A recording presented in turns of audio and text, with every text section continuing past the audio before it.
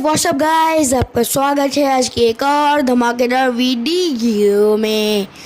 आज मैं कंटिन्यू करने जा रहा हूँ हमारी पाकोस robot fall in love with मिस्रो का एपिसोड नंबर 2।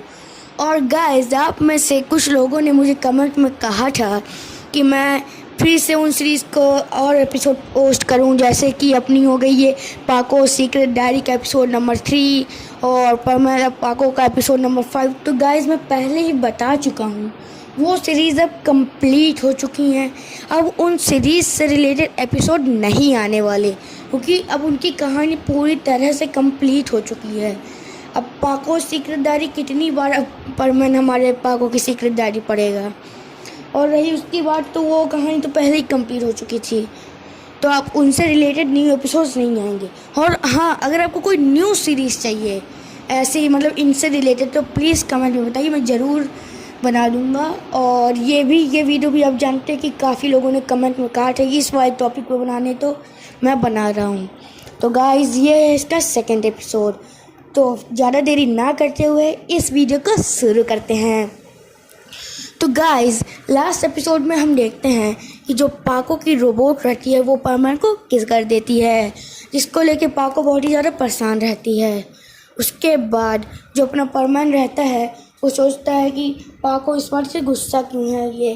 फिर पाको परमैन के घर पे आती है, उसको अपना सर दिखाने वाली रहती है, मतलब अपना फेस रिवील करने वाली रहती है, पर रुक जाती है, चली जाती है।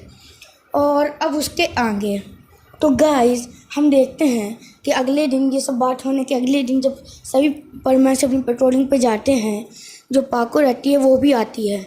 और कुछ समय बाद परमैन हमेशा की तरह लेट आता है। वो देखता है कि पाको आज भी बहुत सैड थी। हमेशा जब भी वो पाको से मिलता था, पाको उसके ऊपर गुस्सा करती थी कि लेट क्यों हो, बट आज पाको नहीं कर रही थी। और ये देख के परमैन परेशान हो गया था कि आखिर हो क्या। काफ़ी देर तक ऐसा रहा, फिर परमैन थोड़ी हिम्मत करके पूछता है कि पाको, आखिर तुम इतनी सैड क्यों हो, क्या बात है ऐसी। पाको उसको कोई भी रिप्लाई नहीं देती है। थोड़ी देर बाद परमैन बोलते हैं कि क्या किया जाए, मतलब बहुत देर तक सोचता है। फिर थोड़ी देर बाद जब सभी परमैन को अपने घर जाने का वक्त होने लगता है और पाको जाने ही लगती है, तभी परमैन एकदम उसका हाथ पकड़ के एकदम सीरियसली पूछता कि आखिर क्या है, तुम इतनी सैड क्यों हो, और कल तुम मुझे क्या दिखाना चाहती थी। और जो पाको रहती है वो बोलती है कि कुछ नहीं, मैं बस ऐसे ही थी। तो परमैन बोलता है, नहीं, मुझे पता है तुम बहुत सैड हो, मैं तुम्हारे एक्सप्रेशन समझ सकता हूँ। जो अपना परमैन रहता है, आप तो जानते हो, जो परमैन रहता है वो भी पाको को काफ़ी ज़्यादा पसंद करता है, इसलिए वो उसकी सारी फीलिंग्स को समझता है। इसे पाको बोलती, पर कुछ नहीं, बस मैं तुमसे क्या कुछ बता नहीं सकती, पर मैं बस इतना कहना चाहूँगी, मैं अभी बहुत बड़ी प्रॉब्लम में हूँ। परमैन बोलता कि तुम मुझे बताओ, मैं ज़रूर तुम्हारी मदद कर सकता हूँ। तो जो अपनी पाको रहती है वो अपनी आइडेंटिटी रिवील नहीं करना चाहती परमैन के सामने, बट अब उसके पास दो ही चॉइसेस थी, या तो उसे सच बता दे या फिर वो वहाँ से चली जाए। तो पाको पहली चीज़ बता देती है। हाँ, वो बता देती कि जो परमैन, वो मेरी रोबोट तुमसे लव करती है और वो काफ़ी ज़्यादा, मतलब आजकल पीछे पड़ी है। जो परमैन बोलता है बस इतनी सी बात। तो पाको बोलती क्या है कि तुम्हें इतनी सी बात लगती है, पर वो बोलता है कि तुम अपनी आइडेंटिटी बता दो, मैं तुम्हारी रोबोट से दूर रहूँगा। जो पाको बोलती कि नहीं, मैं नहीं बता सकती, फिर वो वहाँ से चली जाती है। कुछ समय बाद हम जब देखते हैं कि जो अपना परमैन रहता है वो अपने घर पे जाता है, और वो, आप तो जानते हैं मिस्रू में कितना बड़ा फ़ैन है। उसे तो अब तक पाको ने सिर्फ इतना ही बताया था कि रोबोट के बारे में कि उसे लव करती है, पर ये नहीं बताई थी कि जो वही सुमेरे है, ठीक है ना। तो अपना परमैन उसी का शो देखता है। परमैन एक बात नोटिस करता है, जो सुमेरे रहती है, अब उसका आज सुमेरे परफॉर्म कर रही थी, ना कि उसकी रोबोट। नोटिस करता है कि ज़्यादातर एपिसोड्स में सुमेरे की आवाज़ थोड़ी अलग थी, आज थोड़ी सी अलग लग रही है। बाकी कोई नहीं करता, क्योंकि ज़्यादा वो नहीं रहते चेंजेस। और आप भी जानते हैं कि जो पाको रहती है, वो पाको बनने के पास उसकी आवाज़ थोड़ी तेज़ हो जाती है, तो सुमेरे की आवाज़ भी थोड़ी तेज़ लग रही थी, पर मिस्टर उसमें ज़्यादा ध्यान नहीं देता है। उसके बाद गाइस, आप जानते हैं परमैन कोई छोटा मोटा वो तो है नहीं, वो भी बहुत बड़ा, आप कह सकते हैं स्टार टाइप का है, सुपर हीरो। तो डेली की तरह जब परमैन निकलते हैं तो काफ़ी सारी लड़कियाँ उसका पीछे करनी, उसका ऑटोग्राफ लेने के लिए। और परमैन का कैरेक्टर तो आप जानते ही हैं कि वो खुशी खुशी मान जाता है और सबको ऑटोग्राफ देने लगता है। फिर पाको जान पे जलती है वो देख के कि परमानेंट का बच्चा ये क्या कर रहा है। फिर उसको खींच के वहाँ से ले जाती है, बोलती तुम अपनी ड्यूटी क्यों नहीं करते। फिर जो परमानेंट बोलता है कि मैं वो बोलता है कि अगर तुम मुझे अपनी आइडेंटिटी नहीं बताओगी तो मैं क्या कर सकता हूँ। पाको ये बोल के और चली जाती, बोलती कि तुम्हें जो करना है करो जाओ। और परमानेंट हंसने लगता है। थोड़ी देर बाद जब अपनी पाको रहती है वो ज़्यादा ऐसे सोचती है यूटी कि अब मैं क्या करूँ। तभी उसे याद आता है कि परमानेंट का फिर से इंटरव्यू होने वाला है कुछ ही समय बाद, जो कि जाहिर सी बात है उस दिन पाको की भी अपनी ड्यूटी में जाना रहेगा। और पाको उस दिन छुट्टी ले नहीं सकती ड्यूटी की, क्योंकि उसी दिन परमानेंट की छुट्टी और एक साथ सारे परमानेंट छुट्टी नहीं ले सकते। आपको तो पता है जो बर्डमैन है वो महीने में एक दिन तो सभी परमानेंट्स को छुट्टी देते ही हैं। जैसे कि आपने देखा होगा जब परमानेंट पाको बनता है वो एपिसोड अगर आपने देखा है तो आपको समझ में आ जाएगा। परमानेंट की छुट्टी रहती है और पाको की नहीं, इसलिए परमानेंट उस एपिसोड में जानता है। पर उसको उस समय नहीं पता होता कि जो अपनी सुमीरे है वही पाको है, ठीक है ना। तो उसको लगता है कि पाको की रोबोट तो सुमीरे हो नहीं सकती। इसलिए कुछ समय बाद जब वो इस शो में जाता है वो देखता है कि सुमीरे मतलब जो पाको की रोबोट रहती है ऑब्वियस, क्योंकि पाको की छुट्टी नहीं मिलती है।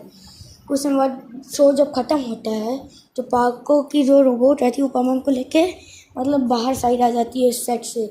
और फिर परमानेंट से बोलती कि परमानेंट क्या तुम मेरे साथ डेट पे चलोगे। और परमानेंट तो भाई अपना मान जाता है। उसके बाद जो परमानेंट रहता है वो पूछता है कि नहीं, पर मैंने पाको के साथ जाने का वादा किया है। तो जो अपनी सुमीर रहती है उसको ये सुन के थोड़ा गुस्सा होता है और वो बोलती है कि तुम पाको के साथ ज़्यादा मत रहा करो, वो अच्छी लगती नहीं है।